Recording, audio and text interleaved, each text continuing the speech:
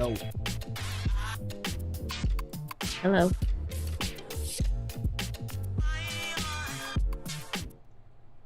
All right. Welcome, everybody, to the Find Yourself podcast. Today, I have a very special guest on this podcast with me. This person has been a part of my life, my whole life, has helped raise me as a child, took care of me from day one, has been an ongoing support system and a mentor, role model, inspiration, all that stuff, all the above. It is my sister. What is your name? Myra. But I call her Well, Jihai. I call yes. her Jihai. So Jihai means sister number two. But it Well, also, it's like eldest sister. yeah, eldest sister. Yeah. So in our culture, in our Vietnamese culture, it is tradition to call your older sisters, older siblings by these phrases. So since she is the Yeah. oldest, I call her Jihai. So I'll be referring to her as Jihai Mhm. um, from the moment Well, it's on. like a rule of thumb, right? A rule of thumb of showing respect, and then also to show that where you are in the family, because in our culture is about like how many people's in the family, the siblings. Once you say a certain name, you know who's what and where in the family. Right, right. Yeah. Yes. So Jihai is psychologist. She studied, not, I wouldn't say study psychology because you like practice it. Yeah.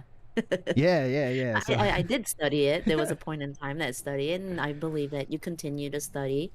There's always new things that are up and coming, new research that's always coming out, and we always got to stay up to date with what's happening with our world today. yes, and I think mental Mhm. health is a really big, major thing that a lot of people can get into. So can you tell me a little bit on how you even got into um, psychology? Yeah, it's a really simple story, actually. Um, I was about to go to undergrad, and um, I just had no idea what I wanted to do. I was in a point of my life where it's like kind of like, okay, I've reached here. I wasn't really prepared to be here. Um, and then so just trying to scope it out and feel it out. I Mm-hmm. decided to just gonna take a book, the college catalog, Mm-hmm. and just look through it, and then like how you would look through a dictionary. Mm-hmm. So I was just looking through it, and I was like thinking, what's important to me, or what are the things that I want to understand more? What's going on in my life that maybe is confusing to me at this time Mm. that I want to learn more about? And Mm. that always ended up being relationships, and relationships in general. When you say relationships, you're thinking, first thing you think about are intimate relationships. When I Hmm. was thinking, I thought about family relations, friends, relations with yourself, with people around you, the world, society, existential stuff as well. And then, so at that point, I wanted to look it up. Okay, what can I do to learn more about relationships? Mm-hmm. And it just dawned on to me when I was looking through it, because as you do with the dictionary, you start with A, go all the way down to B, this and that. And I Mm-hmm. saw the phrase behavioral analyst. And Mm. as a behavioral analyst, what happens is that you study in a psychological way, understanding people's behaviors. And you don't analyze them to judge them, to label them or anything, but to understand where that behavior came from. And if it is a behavior that we would like to encourage, promote, what can we do to prolong it? Or if it's something that we don't like, or maybe necessarily detrimental to whatever's going on in that person's life or whatever's around them, Mm-hmm. what can we do to help guide and kind of like change and have a corrected way of behaving for that person? So I looked into that, and then I found out that in order to learn all this, I would have to do like a major in psychology. So that's what I did. It took a few years to actually get the ball rolling because I didn't start into my mid 20s.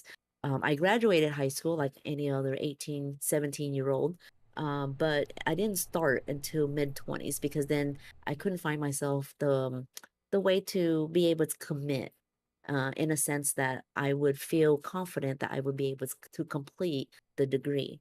So as Wow. mid-20s come around, I was able to start school, and that's what I did. Mm-hmm. So I earned myself um, a bachelor's degree in psychology with an emphasis on behavioral. I would like to give it a try, and then that's when I went to go get my master's degree.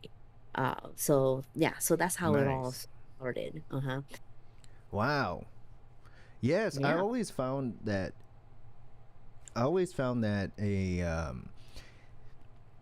like understanding certain people's, like you said, like not being judgy, but like, oh, how come they, how come they would do that? How come they would think that? Yeah. Or like what Yeah, it's happened? it's good to have a healthy amount of curiosity. Mm-hmm. Um, and that type of curiosity can definitely help build your empathy for Mm-hmm. someone, to be able to imagine maybe what's going on with them and how they have arrived the way that they are. And also to understand, is there any way um, you can help, Mm-hmm. or are they teaching you something where you can learn to do for yourself, right? Right. And yeah, so being in that mindset, it does take a lot of practice because, in this world, it's really easy out of reflex to really believe that whatever somebody does is directly like meant to be towards you, Mm. you know? Mm-hmm. And Yes. that's kind of like a given sometimes, That is hard to. because That is very hard Mhm. to. Sorry to cut you off. Yeah, nah, There, it's it okay. does very hard to do that because Yeah, it is. people do react a lot Out when of reflex, out of and reflex, then out of impulse, and and it's very difficult to separate yourself from that and acting out of reflex and out of um, yeah, impulse, yeah. and not taking the time to slow down and be like, maybe this person's upset right now. Maybe they're going through something right now. Maybe they're sad right now. Or Mhm, maybe they're looking at it in a different perspective. And I think mhm, if I remember correctly, but a lot of a lot of the things people say or the things people do, mhm. it gets lost in translation, right? I think you're the one that told me that it's lost in translation, what the person is actually meaning or what their Mhm. intentions were. And Yeah, as it's traveling through the air into your eyes, into your brain, it's lost in translation. It's being misinterpreted yeah. differently. Maybe you have current interpreters in your head that are working just fine for you, but Mm. then there's now new information that's coming in, and your interpreters aren't understanding it. So they're just making sense of it as much as they know how to make sense of it. Hmm. You know what I mean? And so that's why I kind of feel that no matter how old we get, no matter where we go, how many people we meet, there's a lesson in all of it, and there's teachable moments where we can take on. So maybe you could add a new interpreter to your team, Hmm. and to understand this aspect of life, or understand this aspect of this person, this new person that you've encountered, right? Right. And there's always times when we want to be sure that we're understanding whatever's coming in and interpreting it, analyzing it, or whatever like that. But that's not something that we naturally always do. Mm-hmm. And it's not anything bad either. If it is something that you feel like you want to start doing or improve on, or and stuff like that, and it's all very possible. I like how you said that it is nothing. It is nothing bad either, because because listening to hearing what you just said, like most of my Mhm, thoughts, mhm. honestly, most of my thoughts were going towards like, you know, something is wrong, Yeah. or Needs to be fixed. this person's being a jerk, and they're not really understanding and stuff like that. Like, but then I Yeah. but then but then I stop myself and I'm like, and and and hearing you say is nothing wrong. Like this, Yeah. some people just don't have the toolbox. Now, the question that comes up for me is, if you Yeah. hand them the tool, are they going to take it? Or are they going to Well, be like, no, yeah. I don't need Well, nothing from you. I don't need to learn anything from you. I'm just going to keep going and. well, that's also something that they're telling us too. Whether we hand them a tool or not, but Mm-hmm. based on their reaction to it, Yeah. you could use that information, you know.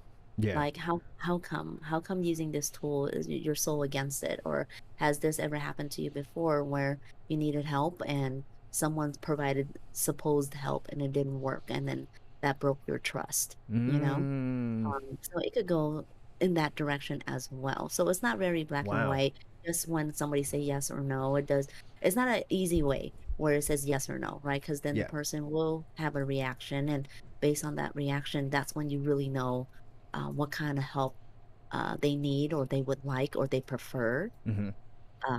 And you mentioned like a toolbox. Like I remember when I was practicing, Mm-hmm. I had patients who I believe in all my patients and their success. And so they all have a toolbox, but sometimes they're just not familiar with the tools. Mm-hmm. Like, oh, I have this in my toolbox, but I don't know what it is, so I've never used it, nor did I ever gained any interest in using it. And then so Mm. they're just feeling like they're lugging around useless things. Right. Um, when, if there have been a time where we can make space for exploring and being curious of our capabilities and our abilities and all that cool stuff, Mm-hmm. some people might find themselves to be very much more stronger, more intelligent than they think they are. Yeah. Mm. hmm So that. Yeah. So. Oh, and I mentioned earlier that when I used to practice is because as of right now, I'm not practicing as Mm-hmm. a mental health professional of any sort. Mm. So, but when I do have time in the future, when my baby girl grows up to where she's in like school age, Yeah. I think I'm going to go back into doing more research and stuff like that. But right now, Yes. just to clarify, I am not practicing right now. Yeah. Doesn't Yeah. mean the knowledge and the everything is gone, bro. Oh, no, the You knowledge know, continues. like It I. definitely Yeah. continues. You gotta find different ways to implement it, in a sense, and talking on a podcast like this definitely is pretty cool because it keeps the wheels and the gears going, you know? Yes. Mm-hmm. Yes. So, Yeah. oh man, I lost my train of thought, but I was gonna ask you something. Oh Oh, yeah.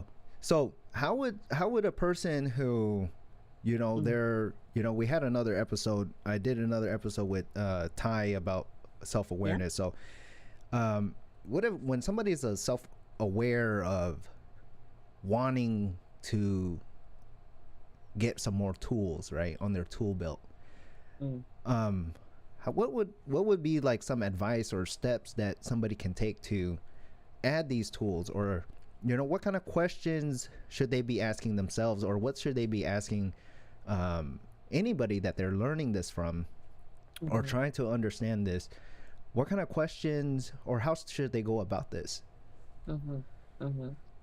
So, based on your question, I'm just taking a moment to kind of think. Yeah.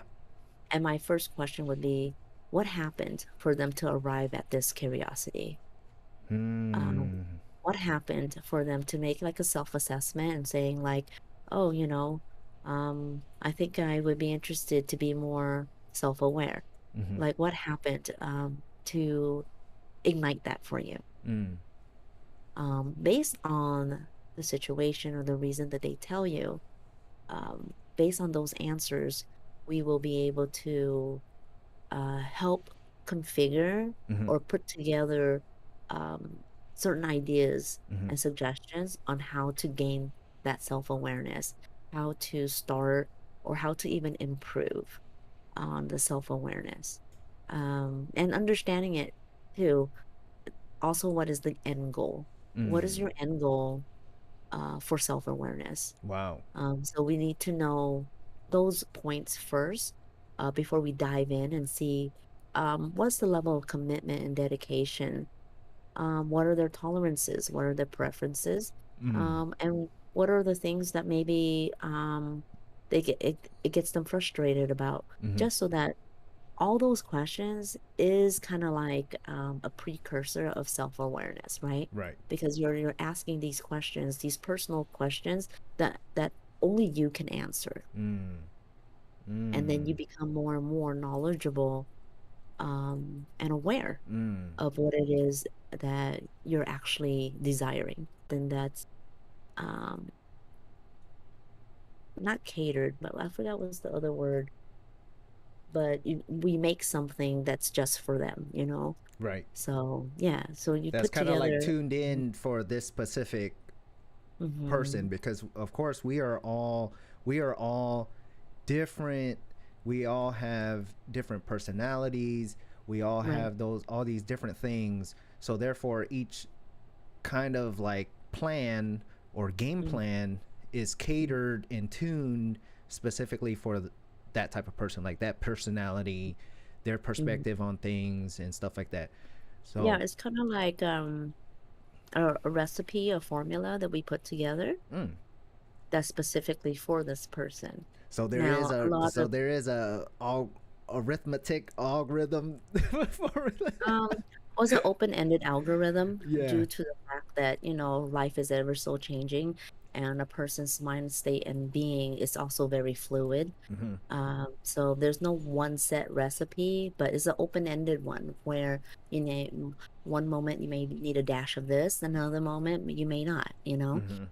And so learning about even how to put together this recipe would definitely strengthen Mm. any aspects that you may would like to have about self-awareness. Mm. And then once we go through all that, it actually gives you more information about yourself, and you actually get a little more excited about putting together this recipe so that you can maintain Mm-hmm. your self-awareness, you know?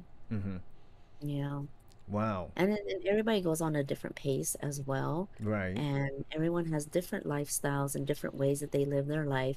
So even though this may be the plan, they may or may not be able to commit as much as maybe another person, Mm-hmm. and stuff like that. And there's nothing wrong with that either, Mm. because, you never know how long it could take to concoct a recipe Mm. that is just right for you, Mm. or for anyone else, right? Mm. And so the biggest thing I feel um, for self-awareness is that you need to be patient. Oh yes.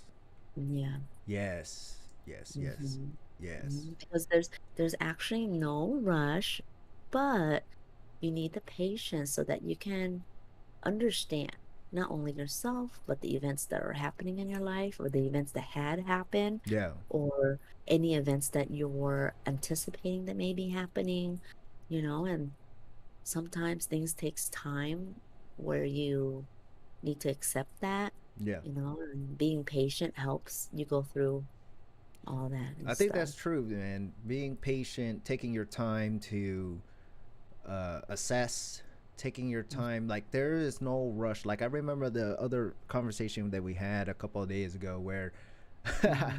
I was like, yeah, we were on the phone and then we were talking about you having to go, you having to do something, and Yeah. then I said, yeah, do it, get that done real quick, and then you said, Mhm.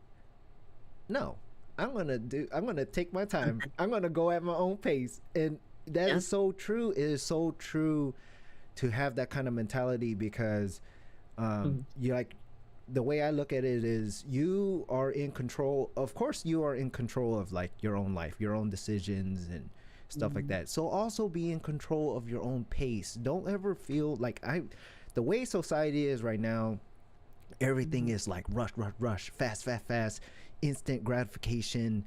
Mhm. I got to do this real quick and I got to do this real quick and I'm rushing and this and that. It causes so Mhm. much stress It is on a lot of stress, and yeah. it's a lot of stress, and it's I feel like sometimes it's a whirlwind that some folks might get into and not be able to get out of, or Mm, they're so used to the chaos that when they do get out of it, they don't know what to do with themselves. mm, So you got to get back into the chaos, basically creating a distraction or keeping yourself busy.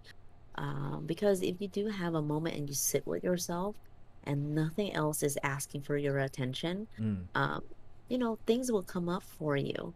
And sometimes sitting with it is uncomfortable. Mm-hmm. And so you get up and you go do something before whatever that was comes back, right? Yeah.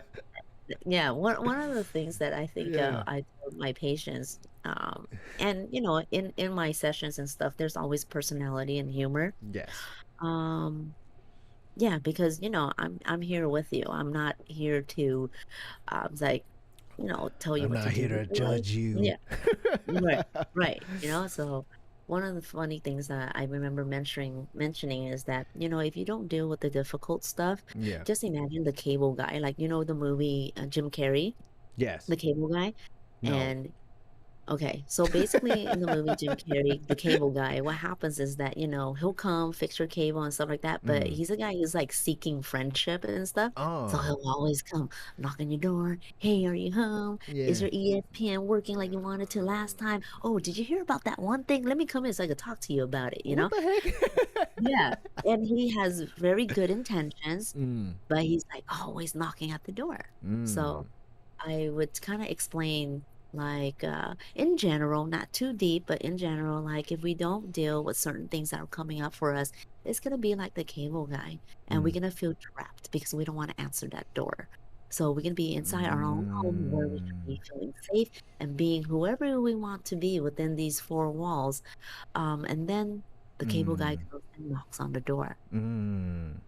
You answered it before. And then you ain't ready to answer it. Yeah, and then either you're not ready to answer it or you're not really sure how to like host him when he comes in. So Yes. then or you pretend you're not home, Yes. right?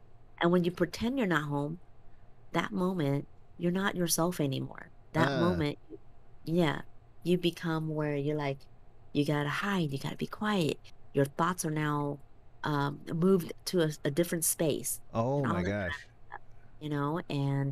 and plus the cable guy, he tends to show up out of nowhere, so you don't know what he wants, so you have this anxiety Oh of my gosh. yeah, you have this anxiety like, what does he want?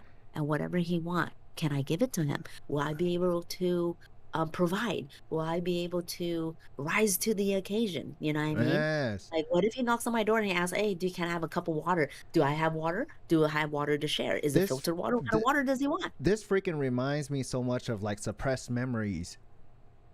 Suppressed freaking trauma. Yeah, like that's what it reminds me of because Mm. you you have like I've been in situations where Yeah. um something's going on. I have all this Yeah. stuff like all this pressure, stress, Mhm. dealing with all these things that are all these moving parts at once.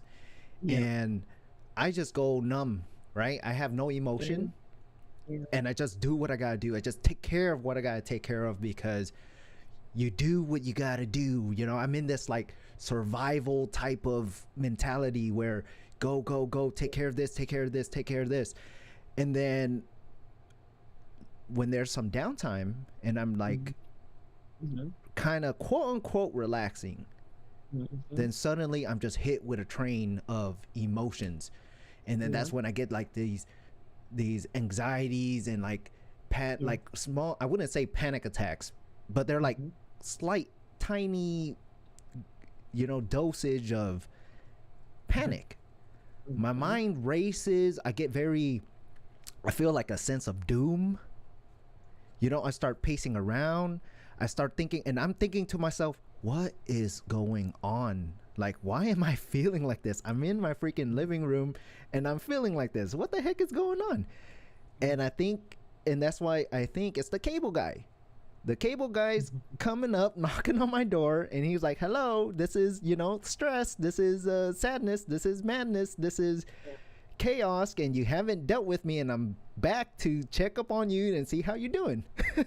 And at the time, I'm like, I'm over here playing Overcooked on the freaking PS5, and I'm like, I don't know what the heck is going on. Who is this? Who's knocking at my door today or right now? Mhm. And why is it here? So yeah, what you said about the cable guy reminds me a lot about things that we don't necessarily deal with, things that we don't deal with at at the moment, or we haven't dealt with it. So it's like, Right.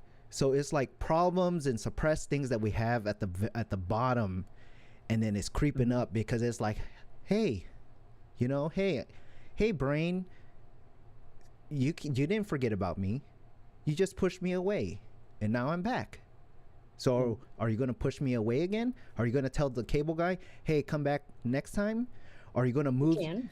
Are you going to move to a different address, and then the cable guy's going to find your new address? Yeah, And that's he's the thing. Cable guys have addresses. yeah, the cable guy got a whole list of addresses that he needs to go and service. So he's gonna come service your brain one day, and you won't be ready for it. So that's what it reminds me of. Yeah. Well, I'm glad that it reminds you of that because that's usually what we all go through, right? Yeah. But I want to go ahead and kind of like clarify on the word suppress, right? Yes, please. So I think what you're mentioning, what you did, right? Or you're going through something, you got to get things done. So you're putting it here and there. I'm not good at saying this word. I don't know why. Maybe because English is my second language. But what you're doing at that moment, putting things aside so you can get things done, is Mm. called compartmentalizing. Mm-hmm. I can't ever say that word. Compartmentalizing. Like compartment, like Compartmental. compartment, and then rising. You have to say Compartment, You have to say yeah, compartmental first. compartmentalize. Who gives a shit? Compart. Anyways, so English my second language. So.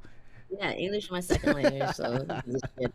But that's what you're doing. Uh. You're putting it in different compartments, right? Mm. And when you're putting it in different compartments, that's mean you're acknowledging what's going on and you're acknowledging that this needs some type of processing, Mm-hmm. but you're putting it like in a cubby, and say, hey, I'll get back to you. I'm Mm-hmm. just gonna put this real quick because I gotta take care of this. So, because there's a lot of things that are happening in our lives, a lot of situations where, yes, there's gonna be emotions, there's gonna be a processing that's required, but sometimes you can't do it at that moment because you're taking care of a task or you're taking care of something maybe um priority wise, you can't take care of that right now. You got to take care of this other thing, right? Right. So you compartmentalize and you put it in a cubby hole, right? Like Yes. a compartment, Right. right? So you put it in there and all that kind of stuff. So one, you are acknowledging that there is something going on. You are Mm-hmm. acknowledging that something needs to be tended to. Mm-hmm. And when you do that, there's a sense of, I think it's called repression. When you Repression. yeah, when you repress, it's more of something of like, in a sense of trying to keep things regulated and under control, to be maintained at the moment in order for you to do certain things taken care of, Mm-hmm. right? So that's repress. When you suppress, your suppress is more of like a sense of denial. Like this Ah. didn't happen. This is no, like that. Basically, no. Hard stop. That's it. No, like that. That's what suppression is. Like you're fighting against whatever it is that you have to Mm-hmm. deal with. Mm. Then and then sometimes when you suppress it so much, it becomes like this denial. And the next thing you know, it's like kind of like it never happened. Um, Wow. and then, but the thing is, with suppression, is now no longer conscious to you. So then, whenever you react to a certain trauma or a trigger, something that activates it, this Mm. suppressed thing will surface. Mm. And once it's surfaced, you're already kind of like dealing with shit where Mm-hmm. it's just an added thingy where you're like, where did this come from? You know? Right. And then you're thinking that it's coming from like this moment that you're going through stuff, but really it was like 3 weeks ago that you didn't want to deal with it. Mm. And here it is. So then it's like, so the cable guy is kind of like in the middle. Mm. The cable guy is kind of like, hey, you compartmentalize this stuff and stuff. So I'm here to remind you Mm-hmm. that there's some things you need to take care of. Hey, Um, your HBO hasn't been working for the last 2 weeks, right, so we're coming back right. to fix your You HBO. you're gonna resubscribe, but you didn't. Yeah. So next time you put it on auto pay, it'll help, you Yeah. know? Yeah. So it's like Yeah. those cable guys, they're like with good intentions of wanting to help. Like, hey, you put it away last time and you couldn't deal with it and stuff, but then I'm here to remind you Mm. that maybe you can, because there's some time, because you're sitting there by yourself, you're not doing shit, and then you're like, oh shit, I'm gonna go do something. So that's when you go do it and you Mm. So right? that Or so you so suppression is when you're in denial. No, you're not. And it's not that you're in denial, Mm. but it puts you in denial when you suppress things, Mm. because you're just not wanting to accept the fact that um, it's an actual fight, right? Where you're fighting against Mm-hmm. um, dealing with whatever it is that's happening, or fighting against that something happened and then you have to deal with. Basically, you're trying to like eliminate it. Mm. There's no I'll get back to you. Repression is more like I'm gonna do my best to try to get back to you. I don't know when that will be, Mm. but I'm acknowledging you right now, Mm-hmm. but I just can't deal with you right now, like that. Mm. And suppression is like, nope, you didn't happen, you didn't exist. I'm gonna just Wow. go over there and hopefully I don't see you But anymore. that's not healthy. Well, it's not that it's healthy or well, that's true. It's not healthy, but the Mm-hmm. thing is, it's a way of coping. Mm. Um, And Coping. sometimes, yeah. So it's Yeah. just a lot of stuff that go when it comes to coping, there's healthy habits of implementing it and practicing it, and there's also maladaptive ways of doing it. And Mm-hmm. sometimes the maladaptive way is what is easier because then you don't deal with anything. Mm. And then when you do end up feeling like you're forced to deal with something, that's Mm. when shit hits the fan and you really feel like, oh, like, shit hit the fan. It's like, what are you gonna do? Duck? Yeah. If you're in the room, shit's gonna hit you. Yeah. So, yeah, Literal shit hitting the fan yeah. and flying Well, everywhere. yeah, yeah. My question is, what's shooting that shit up there? You know what I mean? Yeah, who's throwing it up there, bro? Who's, who's pole vaulting this up there? Like, Who's catapulting it up there, bro? Who's throwing this? right, Why would you right. throw it? See, yeah, exactly. See, so then now you're not even dealing with it. You're like shit all over the place. Shit's on you. You smell like shit. Everything's shitty. And then you're like, but your question is, who's doing that? Yeah. So it gets all crazy, and See, that's the uh, thing. That's funny because yeah, imagine, see, there's just like different ways of looking at it, right? So let's say you're yeah, in the living room, somebody's freaking throwing shit up into the fan, is flying right. everywhere, Yeah, getting on using all. any type of device that projects it up there. Like, what the hell is going on? Who, You're right who there. made this? Who made this device? See, it keeps going deeper and deeper. So that's what I'm saying. Like, there's some people in situations, right? Like the shit hitting the fan, things are happening and stuff, and they're like, "Oh man, this is happening. Oh crap and stuff." And then for somebody like me, I think, who's doing that? Why are they Yeah, doing that? yeah, Why are you doing yeah. this? What's going on? Mm-hmm. Because if I stand here and I say, "Oh man, this guy is throwing crap at me," or he's throwing crap into the fans, flying everywhere, that's messed up. Yeah, but why is he doing that? And Right. if I So, go and if I so go to him and I say, "Hey, why are you doing this?" and talk to him, maybe there's a way to get him to stop. yeah. And guess what?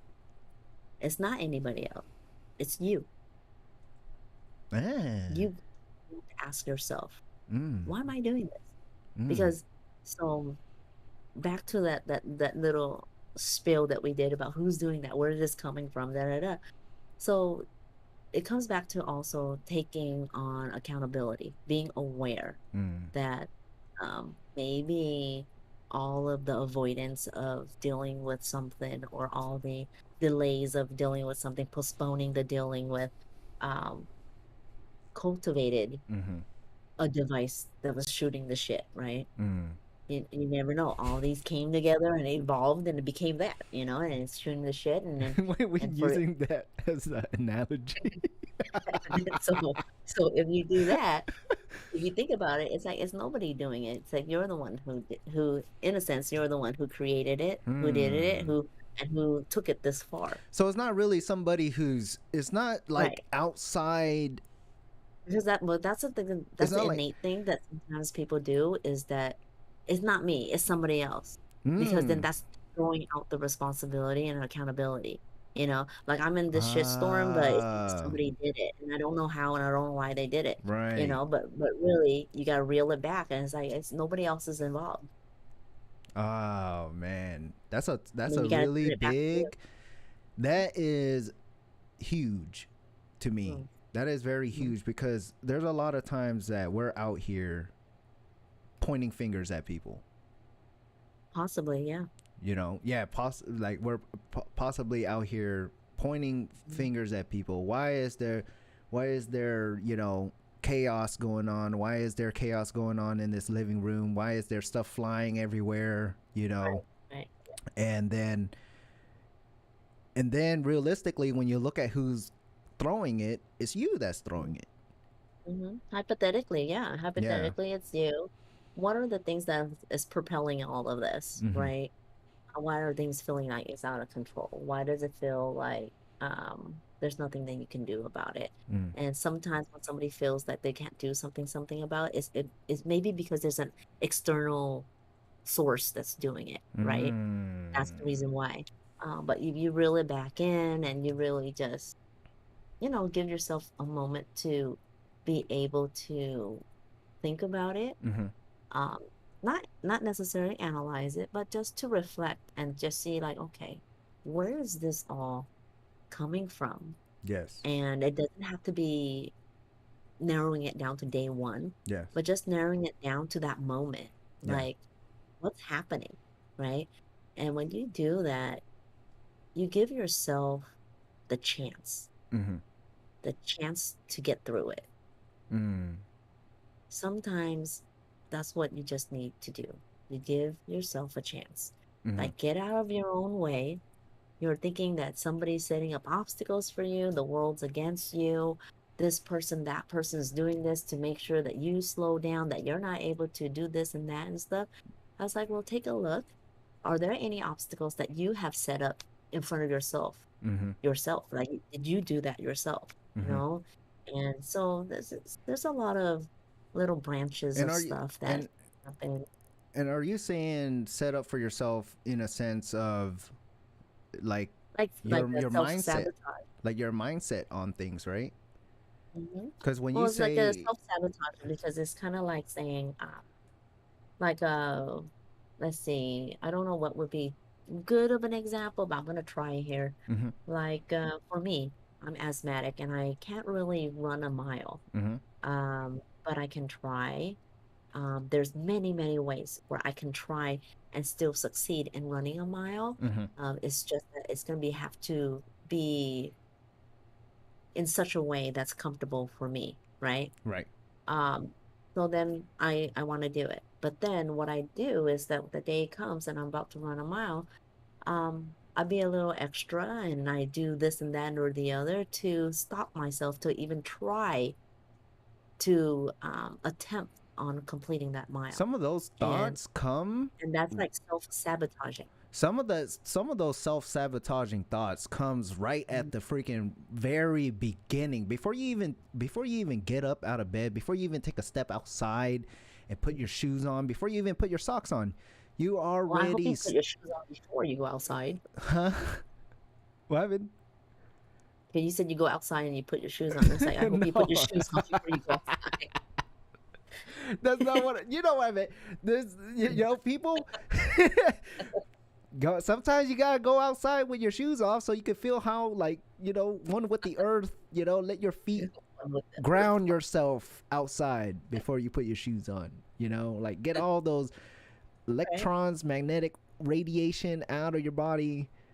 Boom. Right. So what I'm saying is, sometimes people already like when you say self-sabotage, it's like self-doubt, right? That's one Hmm. way of looking at it, is self-doubt. When you look at yourself and you say, oh no, I can't do that, or Yeah. I'm not capable of, or I don't So have, I, self-doubt I'm not. is the thought Mhm. and self-sabotage is the action. Self-doubt is the thought and self-sabotage is the action. Yes. Right. Okay. Yeah, that's what I meant.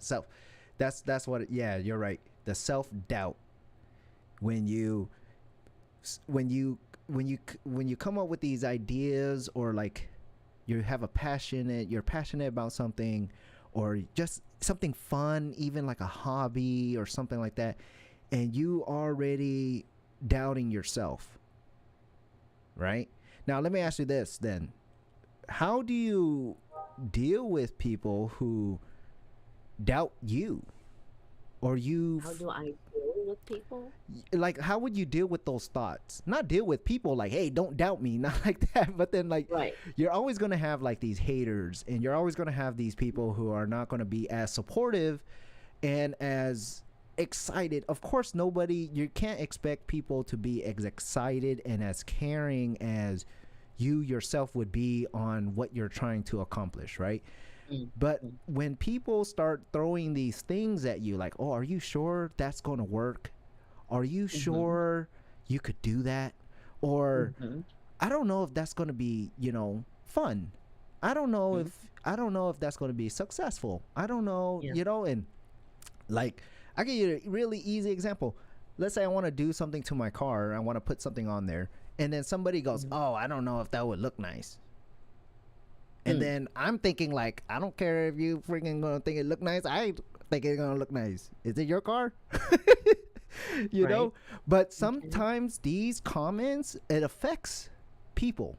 It affects them Mm-hmm. like a lot. So how would one person, how would one go about um yeah, like internalizing like these comments that are coming from the outside? Mm. Your question is like really good. And for me, thinking about it, your question is like really normal people question. Yeah. Um, but for me to answer that, there's not really any black and white way to answer that. Mhm. Because when you're mentioning the little scenario of someone maybe chiming in and asking, "Are you sure you want to do that? Are you sure you can do that? Mhm. Um, are you sure that's going to look good?" And like just Mhm. questioning you on what it is that you want. Mhm. For me, I start right at that moment. It's like, what is their intent? Mhm. Where they're asking you these questions or sharing these comments Ah. with you. What kind of Yes. relationship do you have with this person? Yes. Are they tend to be the ones that you turn to in your support group that once they chime in and give you feedback, is it something that you would consider to incorporate? And then when they ask you these kind of questions, is it out of care? Mhm. Is it out of like what is it out of? And then also Mm. you as the receiver, how is it for you when someone asks you this and that, and how is it for you when it's time for you to make a decision? When people ask you questions like this and that, does it stops you from sharing where you just go on ahead and do what you want and no longer kind of like share and get feedback from others? And like Right. how where does that put you? Like how do you start maneuvering yourself? Does it put you in a good place? Does it put you in a bad place? Right. Are you able to let it go? Right. Um, and or do you regret even involving this person or even the process of sharing Mm. um your ideas and stuff Mm. that it ultimately stops you from sharing? Mhm. um you know and so those type of questions is what I would come up with and explore Mhm. to see where this is going and how you're feeling about it and stuff like that, and ultimately figuring out whether one is there any other way that you would like to share your ideas, and when you receive feedback, what would you like to do with those feedback, rather than maybe becoming defensive or shutting down when you Mm. receive a feedback that maybe is not something that you wanted to hear. Right. It's not necessarily like, oh, you need to hear the truth or blah, blah, blah. Mhm. There's always a way to convey something. There's Mhm. always a way to get a message across. And it's just depending on the vehicle that you use to get to that person. Like everybody owns a house, well, not own a house, but lives in some kind of home, and there's a way to get to their home. So how do we get there? Mhm. Right? And for the messenger, whoever's sending the message, how does the messenger get there safely? Mhm. And how do they come back safely? And whatever's being sent was received in good regards, you Mhm. know? I like how So you. there's Sorry. Go ahead. mhm. No, go ahead. Oh, I like how you mentioned. I think you did answer the question about how to kind of Mhm. deal with these, negative thoughts or feedback from people, or how you perceive them as negative and stuff like that. Mhm. By analyzing the person, like analyzing your friendship with them, analyzing your relationship with this person, understanding what their intentions are, Mhm. and if you do those things, then you will understand and see what these comments are like, you Mhm. know. So I can use the same example. I'm planning on putting like these wheels on my car, right? And I could go to a friend of mine who's Mhm. I'm close to, you know, they are honest with me, but I know that they're not trying to put me down, and I know they're not competing with me, and I know they're not like looking at me as some kind of way where it's like a negative vibe energy coming off, right? Like the friendship. Right. And if they say to Right. me, "Oh, I don't think those will look good," Mhm. and then based on who it's coming from, based on my friendship with them, based on all these factors, then I Yeah. will know if they're being sincere. I know if they're being genuine. I would know if they were um, doing, or if they were doing it out of spite. Like these questions and these thoughts would be answered if I just look at the friendship or relationship I have with this person. Mhm.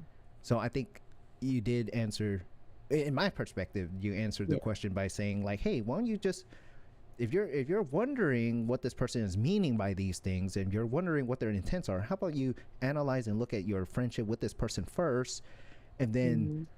you will literally have your answer." Mhm. Yeah. And it's a lot of, I feel like it's a lot of work too. It's a lot of To work. it is. It's a lot of work to do with a lot of people because everybody's different, da da da da, and stuff like that. So that is the reason why it's like you don't necessarily analyze, but you just gotta be aware of where you stand with this person and where you would like them to stand with you. You know what I Mm-hmm. mean? There's a lot of times when we may be excited about our new friendship and we kind of like jump the gun and overshare, you know, Ah, and then the overshare. person, yeah, and then the person who's receiving this information maybe isn't capable of receiving it. Yes. That they like how you said to analyzing them. So they probably, in layman's terms, they're probably not being able to process all this and Mm-hmm. where is this going and all that kind of stuff. So it might like kind of throw a wrench into their little processing system Mm-hmm. where they're like, okay, I don't know what this is, so I'm just gonna shoot it back, you know? Mm. Um, and sometimes that does happen, and unless we're aware of it, we could catch it and kind of repair it. Mm-hmm. But then if we don't, then sometimes it keeps going down the road being the way that it is and causes a little damage here and there, you Mm. know? Mm. Mhm.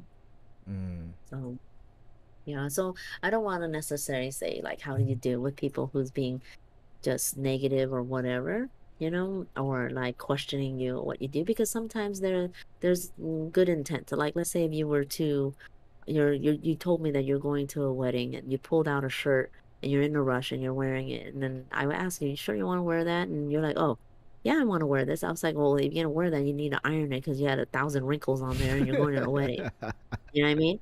And then you're like, oh shit, you know? So your choice is either you continue wear it, go iron it because you want to wear it, or you can pick another shirt that doesn't have that many wrinkles. You know what I mean? Yeah. There's choices to be made, but my intention was that I knew that your goal was to look nice and you want to go to a wedding, Mm-hmm. and I just saw something, so I'm just looking out for you. Yeah. The I'm not difficulty. calling you, yeah, I'm not calling you dumb. I'm not saying that, oh, if you were, you know what I mean? Like, oh, look how dumb you are. You pulled it's out a wrinkled so shirt and you're about to wear it. it's funny because that's where my mind goes straight to. Yeah, well, That's where I feel that your mind goes straight to that because it's triggering out of trauma. it's Yeah. oh shit. Yeah. Mm, So that's where my mm. mind, and I've been trying to practice, and I've been trying to like, Yeah, the negative self-talk. Yeah. yes, I need to I'm practicing, and I'm learning how to um use a different tool, Mhm. because currently the tool for me is when somebody tells me something such as, "Hey, are you sure you want to wear that shirt?" And the first thing that comes into my mind is like, "Why are you asking me that question? Mm, What is it? yeah. What's wrong with me picking this shirt? Are you saying I did something wrong?" Right. That's the Right. first. Those are the first. And what they're talking about is the shirt. They're And not talking about you. So, yes. take a step back. It's not all about you. Calm Yeah, down. yeah, yeah, yeah. Yes. But that's the thing. It's my So mind. intense, right? Yeah. Yeah, and it gets It's very intense. intense. And Yeah. it's over a freaking shirt. And the thing is, like, I just wonder, like, why? What happened? You know, Mhm. going back to what Yeah. we were talking about earlier is analyzing that. Why? Yeah. Why the heck did I first? Why did I go to that first thought of, Yeah. oh, Well, it's a coping. something is It's a wrong with maladaptive me? coping. Yeah, it's a coping skill that you have that Mm, uh, has become automatic for you, like a mm-hmm, reflex. mm-hmm. Yes, reflex. And maybe in the past, this way of thinking helped Mm-hmm, get you through whatever it is you're getting through. mm-hmm. But you're not going through that anymore, so you don't need to react that way anymore. Relearning your inner child, right? Mm, No. mm. Well, I know what the phrase "relearning your inner child" type of crap is, but Yeah, type of crap. uh, What's I the don't think it necessarily applies here. what's the I need to relearn how I just need to get the hell out of No, there, bro. you don't need to relearn anything. You just don't need to relearn. Just learn. just Yeah, man. You want to do double step for him when you just take one step. See, That's there you true. go, stressing yourself out There you again. go, putting all this stress on myself, man. Trying to rush through this relearning and stuff. When all I gotta do is just learn. That's it. Just learn. You don't need to relearn, Jack. Yeah, Don't and there's no fudge. pop quiz, so Yeah, I don't. oh, I mean, that's what happens. Like, for like this example that you gave, like, mm. hey, your shirt's ironed. Your shirt's ironed. Hey, your shirt is wrinkled. Your iron is iron, you're good to go. Hey, your shirt's wrinkled. You need to iron it. Yeah. And I don't know. Like, it just And goes. that is just a suggestion. It's not an order, it's not a command. It's not anything that defines you, nothing like that. It's Mm-hmm. more of an option. Mm-hmm. Like how your shirt is wrinkled. If that's what you want, then cool. If that's not what you want, Mm-hmm. I'm just looking out for you that that's happening. So if you want to do something about it, let's do it. You know what I mean? Mm. Yeah. Yeah, something personal. Mm-hmm. Yeah, that's an issue that I have is a Yeah. lot of things become personal to me, Yeah. and I haven't really understood why. But then I also understand that I can't take these things as like on a personal basis. They're Mm-hmm. just like you said, just suggestions, and then I gotta analyze and look at the person and be like, are they coming with like from But you know, the at the least, you just say yes or no. You know what I mean? yeah. I'm just suggesting, and for me to even mention it to you about your shirt is because I feel like in my relationship with you, I'm watching out for you, I'm looking out for you, and I'm always wanting you to have a good time no matter what it is that you do at whatever degree that you're doing it. Mm-hmm. And if I see something like that and I already know in my head you're having like this wedding that you're going to and you've been looking forward to it Mm-hmm. and you want to look tip top shape and all that kind of stuff, and I see that I was like, okay, out of everything, this doesn't line up because your Mm-hmm. shirt is wrinkled as hell. You might as well just not go. Like, the hell? It's like, is that the theme? Wrinkled? Like, I feel like so, I feel like in my situation is yeah. personally is when somebody tells me something, Hmm. it's very hard for me to wrap around the idea that this person is watching out for me.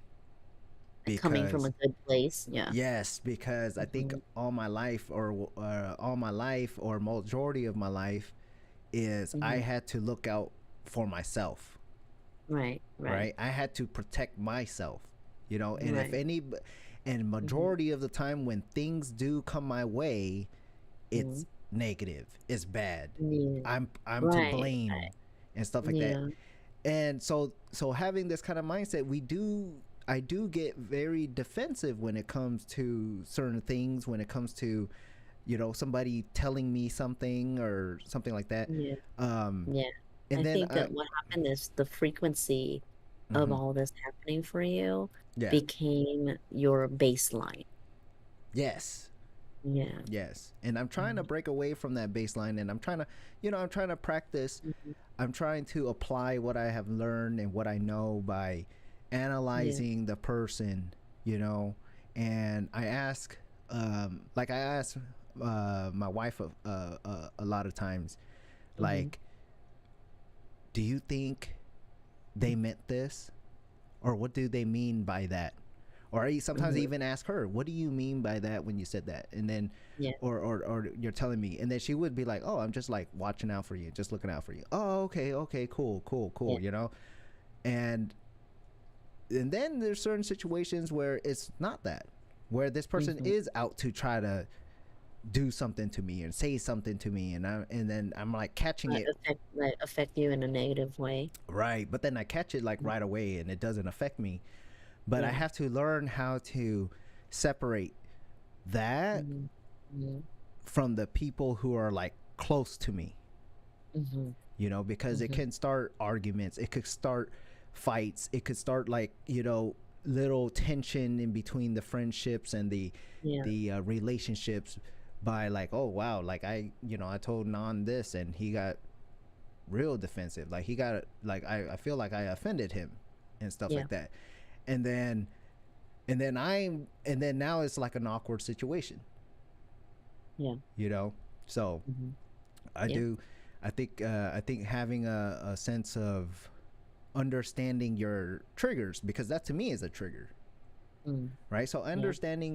understanding the triggers that you have and analyzing the triggers you have can be a step forward to um, learning, Mhm. not relearning, Mm.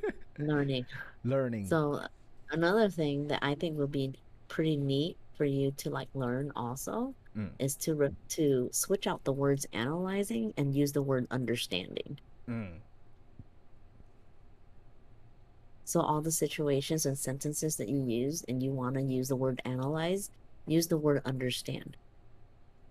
Because mm, when you use the word analyze, it's so technical, it's so black and white, it's so indicative of needing results mm-hmm. that there's a lot of pressure and stress just using that word in the context of trying to cope, in the It context is. of trying, yeah. It is I know, stressful, bro. I know, man. You drinking water or what? This I guy's have like, I got a venti ice cold water right here. This uh, thing hydrated it's as hell. it's like you're yeah. And the thing Yeah, is, like, analyzing, I think the word understand is more compassionate. yeah. It's more It shows compassionate. more It compassion. opens, yeah, it kind of helps lead you towards that feeling, that compassion is kind of like helping you go down that type of route, Mm-hmm. but still finding and getting the information that you're seeking and desiring, you know? Mm, But in a much smoother, calm, and probably help you to be calm and collected type of way, mm-hmm. and the road might be even smoother, Mm-hmm. it's not so rigid, it's flexible. Sometimes you're on a two-lane road, sometimes you're on a one-way road, who knows, right? Mm-hmm. But it'll be a nice ride for you. You know what I mean? Mm. Yeah. So I Just the do. start of it. That's all. I want to ask you about self care, Okay. like self care, self love, you know Okay. like one of the things that Yeah. I see that is a self care, self love is what we mentioned earlier about going at Hmm. your own pace, Yeah. right? Hmm. Because when you do something like that, you are taking care of yourself mentally Yeah. by slowing things down, going at your own pace. And if your pace is fast, Hmm. then hey, it's a comfortable pace for you. Go fast if that's the But case. yeah, if there's certain things that you can be very high functioning at, then Mm-hmm. that's and it's natural to you, then there's nothing that you need to change about that. You know what I mean? So, If so, it works for you, then yeah. Hmm. so is it I want your opinion. Is it If you take a moment, gather your thoughts. is it Like, how important is it Mm-hmm. to, because I hear different opinions. I hear opinions Okay. of people saying like work life balance. Work life balance is a myth, is what some people are saying, and they're It's a, saying, a term. huh? Yeah. The term. Yeah, work life balance is a myth. It doesn't exist. You're either working and you're hustling and you're grinding, or you're not. And if you're not hustling and grinding and you find this quote unquote balance, then you're not hustling and grinding. So you're basically, they're saying like, if you want to succeed and make it, you always have to be hustling. There's no, there's really no balance, and it, and to me, I disagree with that. Mm-hmm. I disagree with that because you do have to have a work life balance. Yeah. It's healthy That's for you. such a different view of life, huh? Yes. Yeah. Yes, yes, yes. And I Mm-hmm. understand and I respect the hustle. I understand and respect the uh the Yeah. uh the idea behind it. Not having a work life balance, not having a balance in your life means you're not going to succeed in your goals and stuff like that. Yeah. But I feel like you do have to take a moment to enjoy the little things so you can kind of like reset. Yeah. So you can, like, even taking the time to do do something else that doesn't involve you hustling and grinding your Yeah. goals, right? Yeah. And when you're in this moment where you're not hustling and grinding your goals, you could also still take that moment to to look over your goals and your strategy in those Mm-hmm. moments, Mm-hmm. you know. And I've seen people who, and I always tell this to people, like, don't work yourself to death. Mm-hmm. And that's Because and then you'll be dead. Yeah. because then you'll be because you'll be dead. Exactly. Yeah. So so what is your, I mean, what is What's your, my take? yeah, what's your take on like self-love and self-care? Like what are some things that our viewers Yeah. can can do, can see? For instance, like, I'll give you an example. Like, Okay. there are people like me. I'll use myself an example.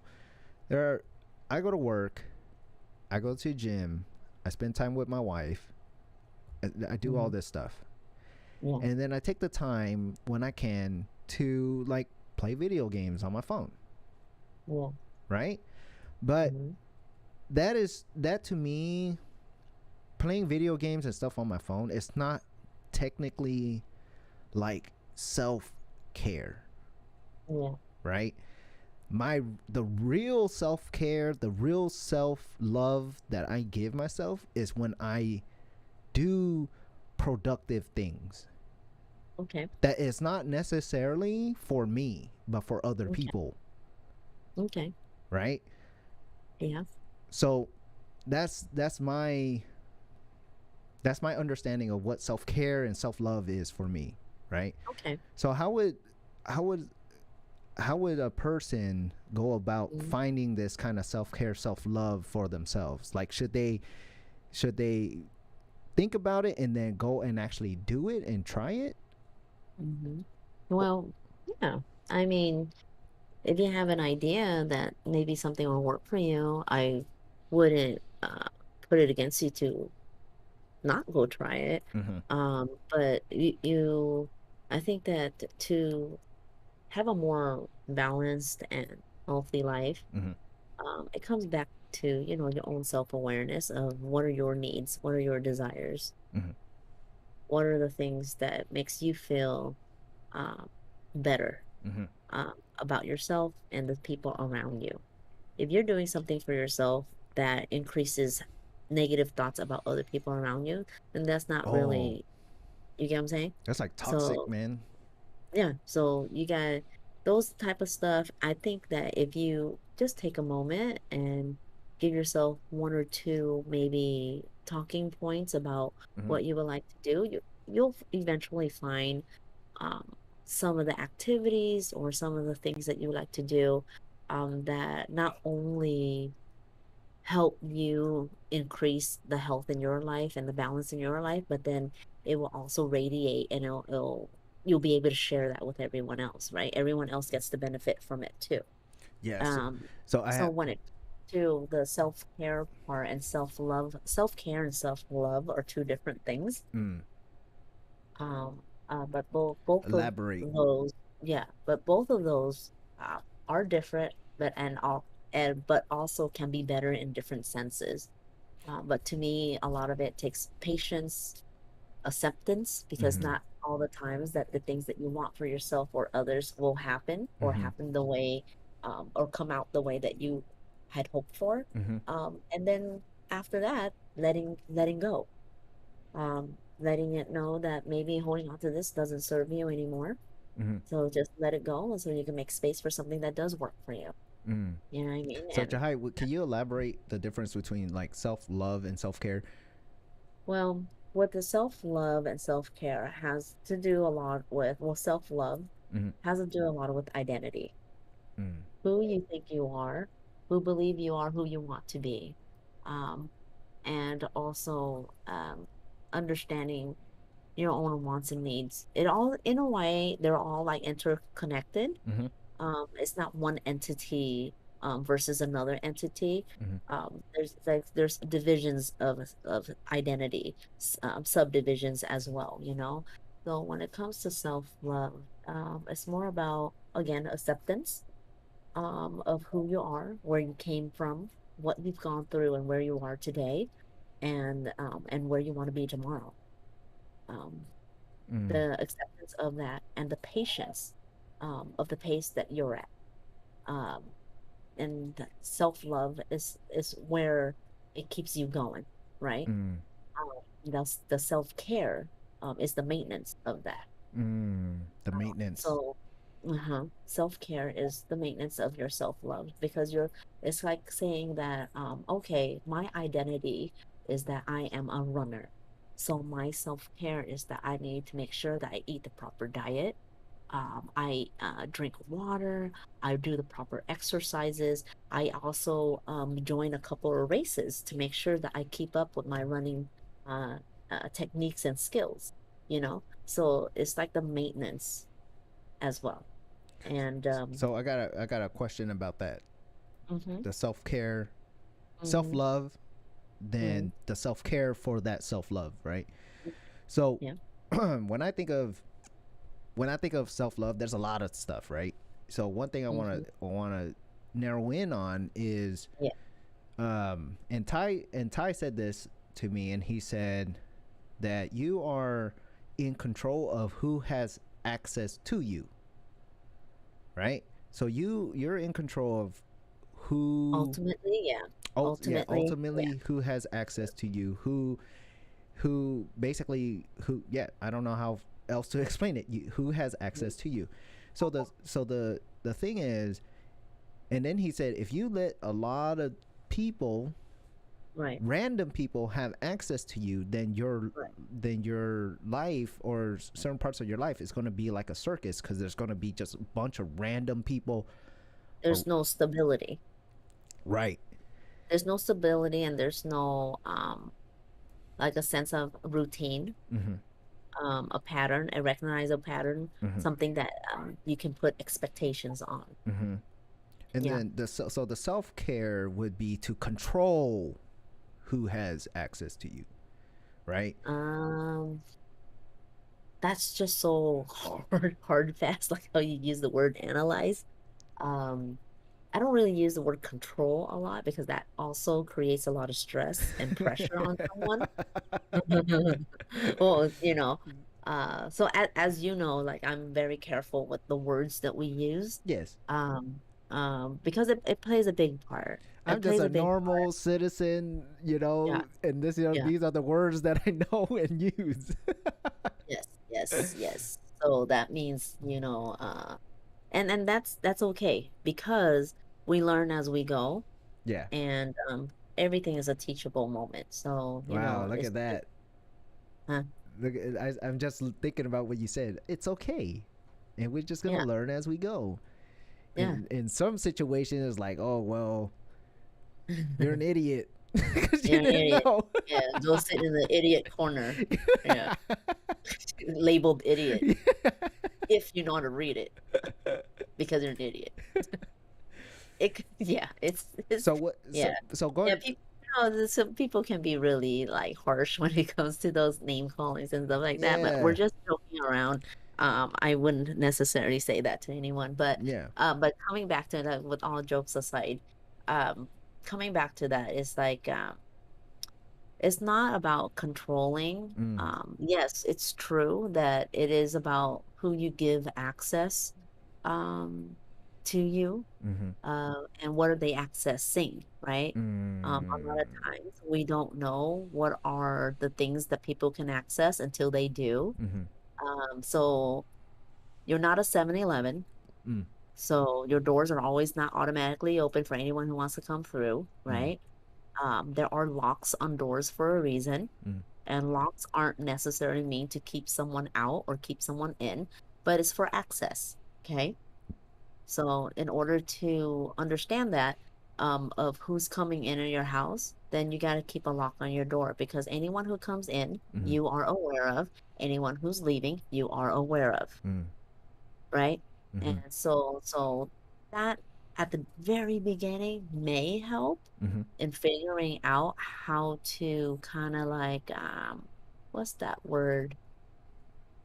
Regulate Mm-hmm. the access. Mm. Because sometimes we do like to share. Sometimes we like to be an open house and share what we got, and let others enjoy and this and that. Mm-hmm. But at other time, there are times when you do need to lock that door and do some maintenance, some cleanup, some hanging out, some alone time, and stuff like that. And so you Mm-hmm. can make plans for yourself and all that kind of stuff. So depending on who is involved with you, Mm-hmm. um, it is up to you how much of you would like to give to them. But you won't know that until you embark in a relationship with them. Mm-hmm. So it's going to be something that you discover Mm-hmm. along the way, Mm-hmm. and then you create a baseline of access. You know, Yes. because if you never created that baseline of access, that's why maybe you're giving everybody access. But then Mm. once you give everybody access, you're starting to discover what they're using this access for. Mm-hmm. And that's when you start coming up with some house rules, right? Right. Um, yeah, like, like you invite people over, some may or may not do certain things. Like maybe someone will go straight to the refrigerator and start eating all your food. First of all, And you they got to all, take your shoes off. right. First So of all. if they're wearing shoes, right? I don't want to assume anyone's wearing shoes, but but at the same time, you start creating these house rules on, like, if you can come visit me at my house, this Mm. is what's going to be happening here. And those who would like to comply to those house rules, Mm. now these house rules are going to be sensible. Mm-hmm. It's not going to be like a dictatorship of any sort, but there Mm. are house rules because you're entering someone's home, someone's safe haven, right? Mm-hmm. And there's a sense of respect of whoever it is about to come, whoever your guests are. Mm-hmm. And then if they listen to the house rules and are okay with it, then they can stay. And whatever other facilities they would like to use, they're welcome to do so.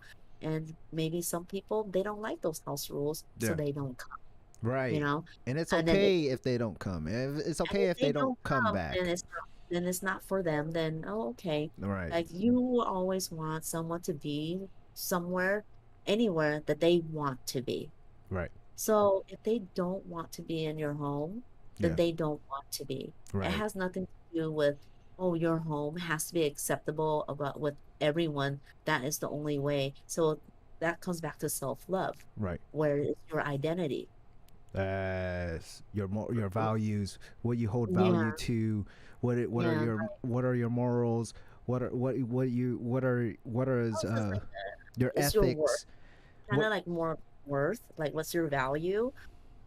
If you leave it up to other people, then your value and worth is gonna change all the time. It's like if I But invite somebody over to my home yeah, and they come and they wear shoes and there's mud on their shoes, and they're Yeah. coming in, and I say, hey, can you take your shoes off? And they're like, Mhm. no. I'm, I don't want to take off my shoes. I just want to walk around and stuff, right? And Yeah. then you go, okay, well, let's, I'll just let that pass, whatever. And then they keep coming into your house with these dirty Yeah. shoes and mudding everywhere. Where's your dignity at? Right? Where's your self love? Where's your like, I'm not going to stand up to this because this is not what I believe in, Yeah. Well, right? there's also another thing where it's conflict, right? Mhm. Um, so when it comes down to self-love, it's not because they're letting this person walk over them per se with the muddy shoes and stuff like that, Mhm. and they just let it go. But maybe is there something that, you know, is tough for the house owner to face? Or maybe it's Mm. something that they're not used to encountering and not really sure how to um how to face it, how Mhm. to deal with it, and what is the conversations gonna look like. Mhm. This is gonna that would be like a like what an anxious person would be going through. Mhm. Like they know that's not cool. They know that they don't like that, but they don't know how to convey it. Mhm. And if they were to convey it, will their message be communicated and listened, translated accurately? Mm. So then that happens, and so you let this person walk all over and all that kind of stuff.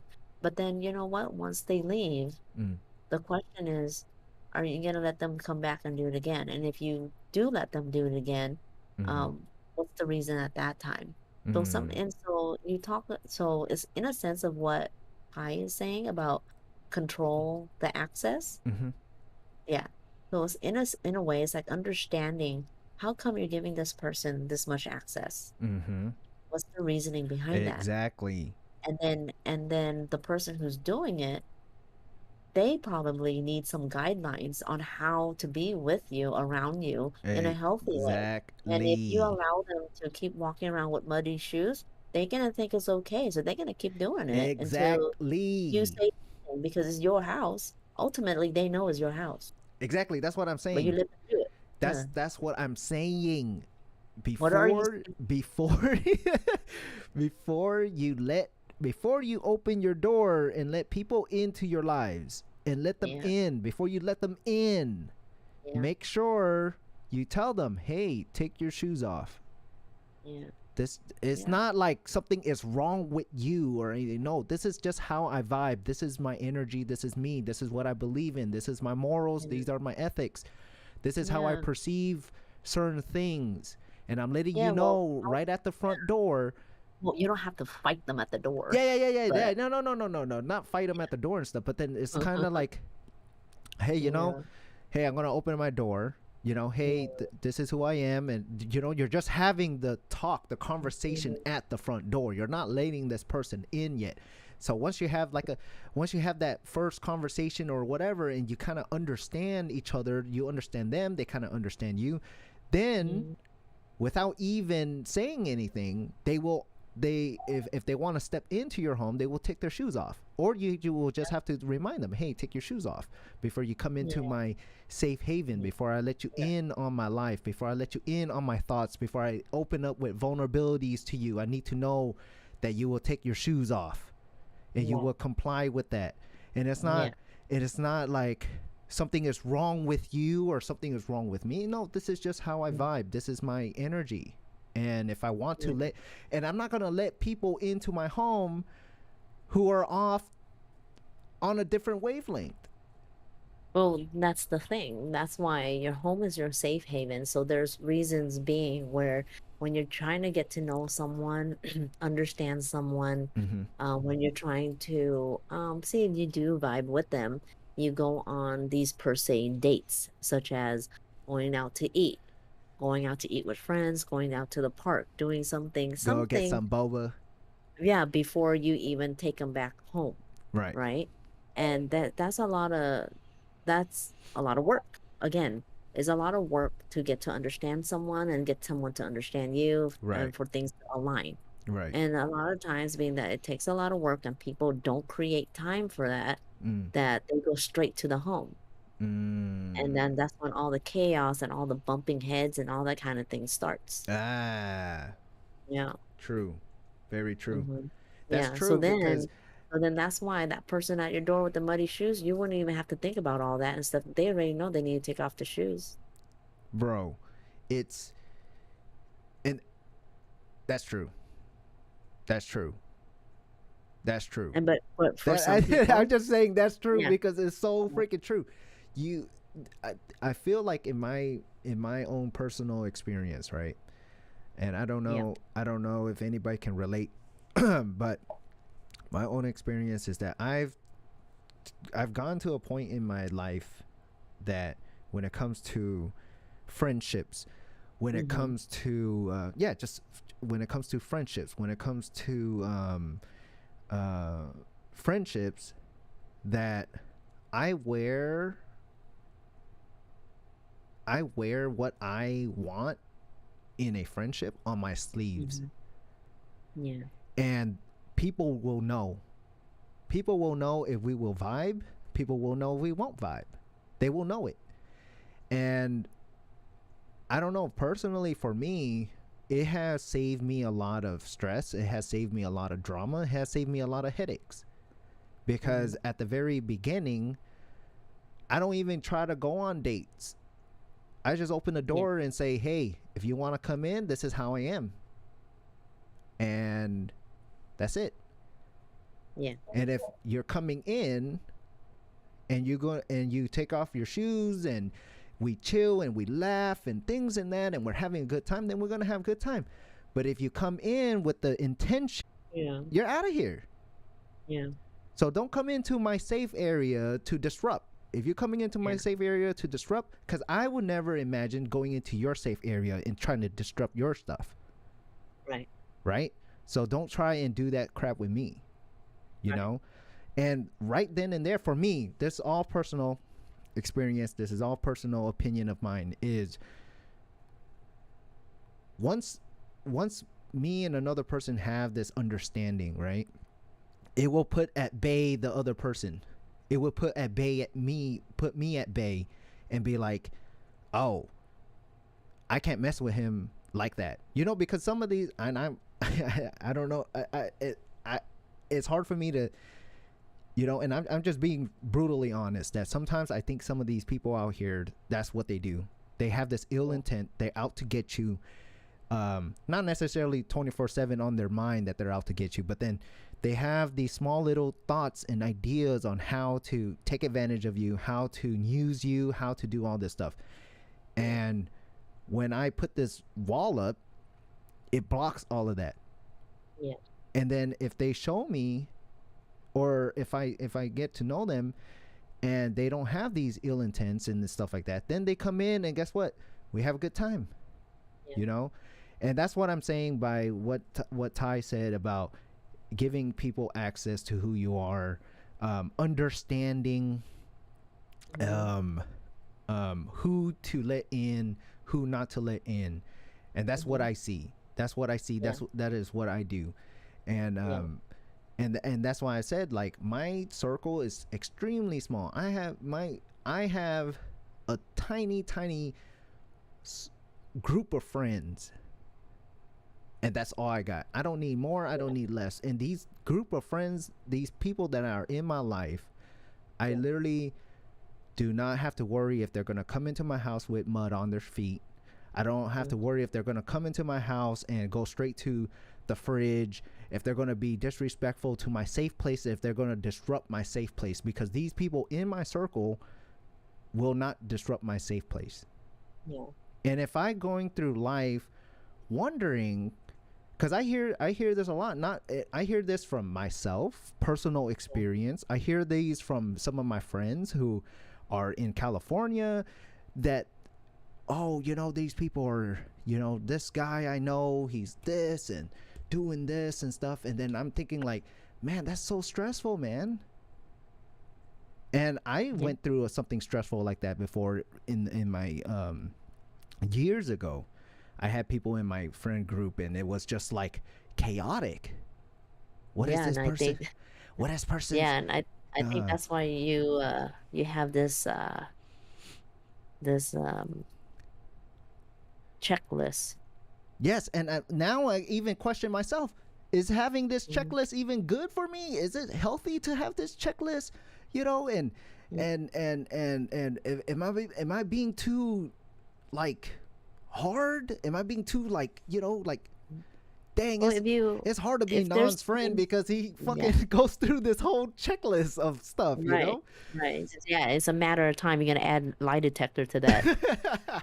Um, I'm gonna no, start but adding background yeah, checks. You know. yeah. So if there are moments that you feel that if you need this checklist or not, it's Yeah. not necessarily mean yes or no. Mm. If you have a checklist and that's your way of coping of how to let people have access to you, Mm-hmm. and how to, embark on relationships and how to maintain them. A checklist is always good because then you are making sure that you prioritize what's important to you when it comes to these type of engagements. But at the same time, you can also reassess, maybe remove certain checkpoints or update some checkpoints. Mm-hmm. You could still have your list because if you're having your list is your thing and you feel better with it, Mm. by all means have it. Mm. But always give yourself the chance to look over it, review it, Mm. and change what you think you need to improve on, to allow more of a array of experiences for yourself. Mm. Because sometimes you may be limiting yourself from certain experiences that could be enriching for you and the other Yes. person. Yes. And I know that you don't mean to do that, but you Mm. don't want to have any too many missed opportunities. Yes. So if you review your checklist and if you like it the way it is and you like how things are going right now, there's no need to change anything. But if you feel like there is and you want to give it a try, Mm. you can. And if it doesn't work the way you like, you can always go back to how your original list was. Yes. And that's Yeah. what I feel like sometimes, sometimes I question myself. I think about do am I too hard? You know? Mm, Am mm, I too rough? Is it difficult? Do I make it difficult for people to be my friend? Am I and this difficulty that I am thinking that I'm putting out, is it yeah. causing people to not like me, you know Yeah. and look at me a certain way and stuff like that? So I do, these kind of thoughts do come up in my head, thinking, am I too harsh? Am I too harsh Well, about certain if things and stuff? you But think then, you are, then, kind of like maybe increase your flexibility a little bit and see yeah. how that goes for you. But a piece of me is like, no, you're not, bro, because this is what you hold true to. These are your Mhm. values, Yeah. and Well, don't values can jeopardize. change as well too. Values can Exactly. increase and decrease in one end or the other. Values can replace other values depending on where you are in your life. Yeah. Maybe certain values, or set rules, hard, fast rules that you put for yourself Mm-hmm. worked in a certain part of your life, but now that stuff is not happening anymore. So maybe you could Mm. reevaluate and kind of like change some stuff or improve on some stuff or maybe elaborate on some stuff Mm-hmm. that can create you a little more flexibility so you don't feel like you're being too hard Mm-hmm. on people or even on yourself. Mm-hmm. You're not gonna do everything. We don't we don't do things to be perfect, Mm. right? Because s- being perfect is so subjective, is within the eye of the beholder. So that's gonna look Mm. different for everybody, so we're not doing things like things get better with practice, right? So that's all you gotta do. Things get better with practice. The things you're not doing things to be perfect, you know? Hmm. So That's a we'll be deep. all right. That's a deep one, because a lot of people strive to be perfect, and yet perfection is literally subjective. In my opinion, is very subjective, because Mm. perfection. And it's also the end. Yes. But if you strive to be better, Yeah. then that's gonna be ongoing. Yes. Yeah. Yeah. And Mhm. people always strive for quote unquote their view on what perfection is, and Mhm. later on they realize, or they don't realize, that Mhm. their opinion and their perspective on perfection is most of the time influenced on by the community and the society that they currently live in, or they're um, a part of Yeah. from the past. Mhm. And that's why and that's why you quoted perfection in the eye of the beholder, because it's different for every single person what they perceive as perfection to be. Mhm. And then there's that saying, you're perfect the way you are, no matter what other people are saying, no matter what society is saying, no matter what the community is saying, no matter what the social media is saying and stuff like that. There's just so Very much true. there's so much people striving for this, like unrealistic quote Yeah. unquote perfection, when Yeah. literally, as long as you, in my opinion, as long as you're trying your best, as long as you are Mhm. doing the best and doing the right things to the best of your ability, and you're thriving and you're striving and you're trying and you're putting one foot in front of the other, and you keep pushing and pushing and pushing, that there alone, in my perspective, is perfect, as long Yeah. as you keep going, you know. Right. Right. Yeah. It's kind of like perfect is kind of like a description Yeah. rather than a state of being, Mm. you know?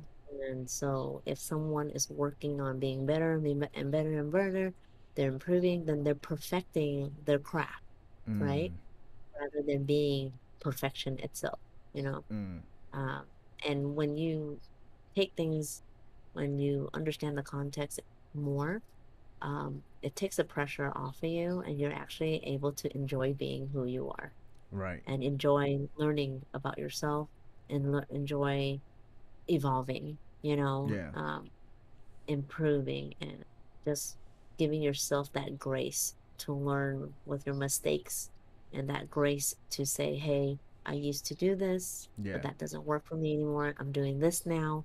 So, like I would really would love to have your support because I'm doing this now and it's working for me. So, all the merrier, Yeah. just stuff like that. So you know, it's all encompass of just living, being human, trying to coexist with everyone and stuff like that. And Yeah. we all have something going on, and sometimes it's not all the time we understand what's going on. Yeah. So, all right. So, Jahai, Yes.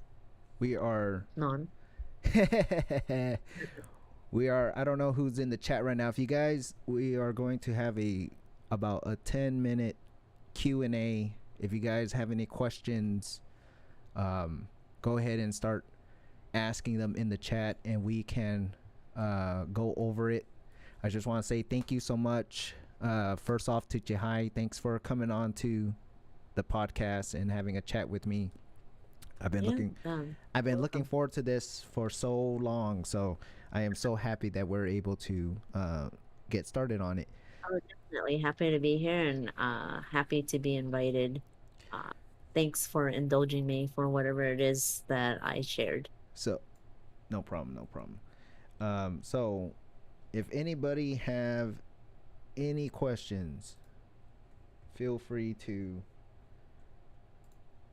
hold on. Feel free to ask them in the chat if anybody is still here. Mhm. If not, okay, so we do have a question. What are good what is a good way to practice self-love? Oh, practice self-love. Oh, that's a really, really good question. That is a When it very comes good question. yeah, when it comes thanks for the question because then this is like an ongoing discovery of self, with self-love. one of the best ways to practice it, I would say best way, maybe also an easy way, especially if you're trying to start, Mm-hmm. um, non-judging of self. So Hmm. just you gotta understand that the world is not black and white, and you aren't either. There's so many aspects and facets of who you are and your experiences. Each time you go through an experience, you arrive at the other end a different person, just that much more different because of the experience, you know? And in order to practice your self love, you got to give yourself grace of going through an experience and then giving yourself that pat on the back or a high five, like, yeah, I got through that. That's me. If I had to do anything different, I would do that, and I'll make sure to do that when I have an opportunity to. Mm-hmm. So, you accept yourself and you don't judge yourself for, the decisions that you make, especially when you're only working with what you know at that moment, Mm-hmm. right? And sometimes we're making choices in ways that we don't even realize it, Mm-hmm. and it's like an automatic judgment, or um, it takes a while until you recognize that it was a judgment that you automatically made about yourself, Mm-hmm. and those that are around you. So, kind of try to tone down and turn that judging moment or factor around to acceptance and just non-judging. Like, this is what happened. This is what I'm taking away from it, and I'm moving forward. Mm-hmm. Um, and and I'm me, and I'm happy for myself that I'm learning this, right? Wow. Yeah. So That's it's good. That's because yeah, it's very difficult to practice self love, and during the yeah, process that you're trying to do it, you're not yeah, you're not judging yourself. yeah, You're not yeah, being hard on yourself. That is to me yeah, that is a difficult thing to do, but it's yeah. So also then, a necessary thing to not do. yeah, and Yeah. that's why they call it practice, right? Yeah. Wow. Because it is something that you gotta implement on a daily and make time for it. Right. That's how you practice self-love. You gotta make time. You have to make time for it. You can't, Mhm. and Yeah, there's one thing that you said to me that I still think about is it's good to be hard on yourself, and it's good to, you know, beat yourself up on certain things, but don't beat yourself to death, right. Because you'll be dead. because Yeah, then you'll be dead. yeah. All right, thank you You're for that welcome. question. No, I say Yeah. thank you Yeah, for that thank you. Yeah, question. thank you for that question. That was a really, really good question. That was a very, very good question. So, do we have Mm. any more questions? Anybody have any questions?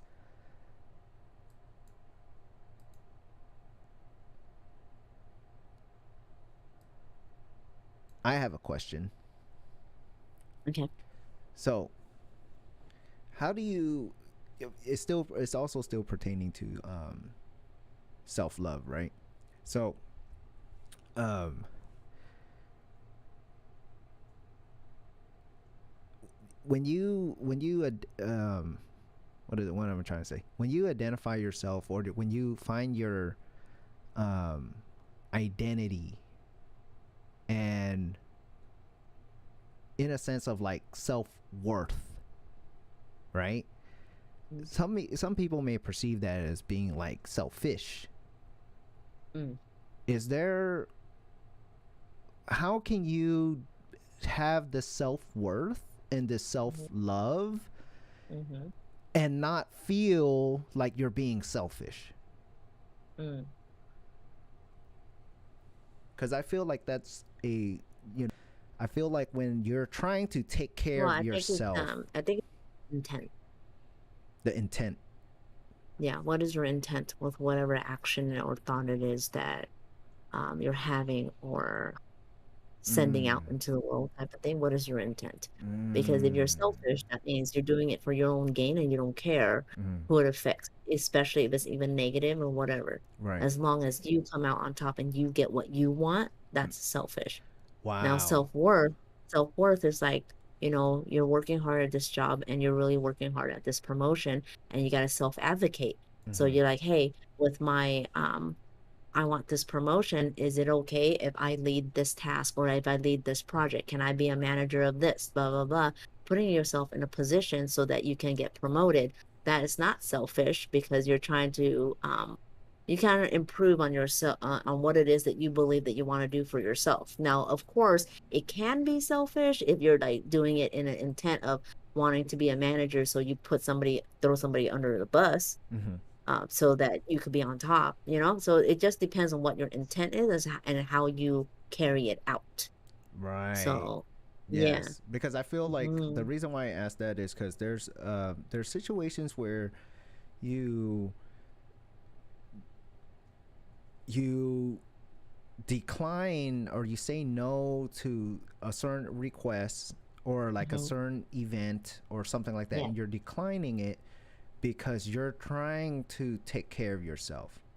And but then at the same time, the ideas and thoughts of you not being there for this person and you not uh, um, helping this person out because they Yeah. ask for help or they ask for assistance, and Right. you're unable to provide that because normally you Hmm. would, but at this moment you can't or you couldn't or you Yeah. just simply don't want to because of different reasons. And I Yeah. feel like a lot of people in these types of situations, Hmm. they look at themselves, they judge themselves, and they say that I'm being selfish, I'm thinking about myself. And the thing is, and I love how you explains what selfish is, because a lot of people tie selfishness to Hmm. thinking about yourself. Hmm. But then I love how you say it's all about the intention behind that. Yeah. Definitely intention behind that. And of course, you're gonna want to help people as much as you can. You want to be there for people as much as you Mm-hmm. can. But you can't be there if you're not there, Right. right?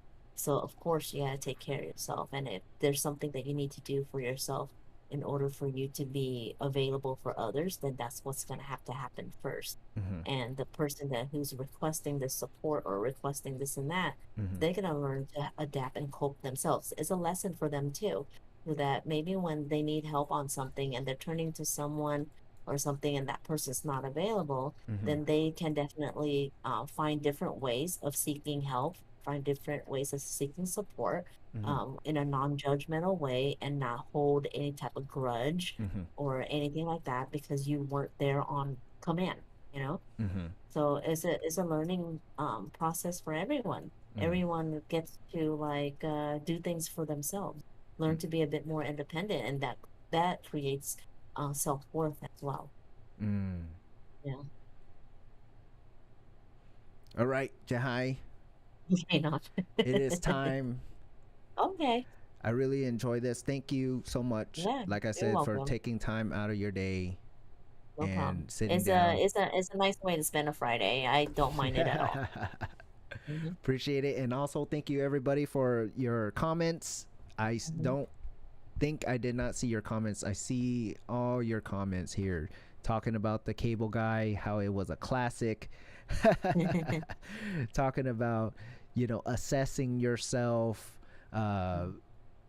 Fatima said, I love that 100% inner work. Sumaya said, it's all about mindset fire. Everything people say to you is a reflection of themselves, so don't take it personally.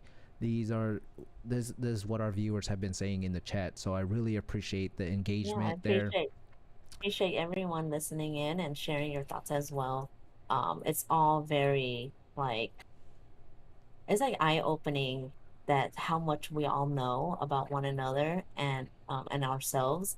And sometimes it just takes like places like these podcasts so that we can share and understand and know each other more, and ultimately, lend the love where it needs to be. Yes, Hmm. lend the love where it needs to be.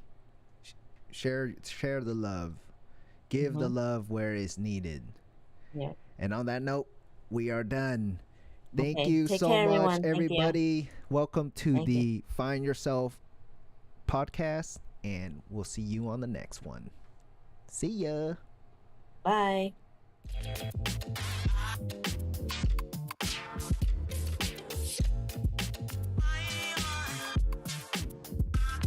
Must love your life.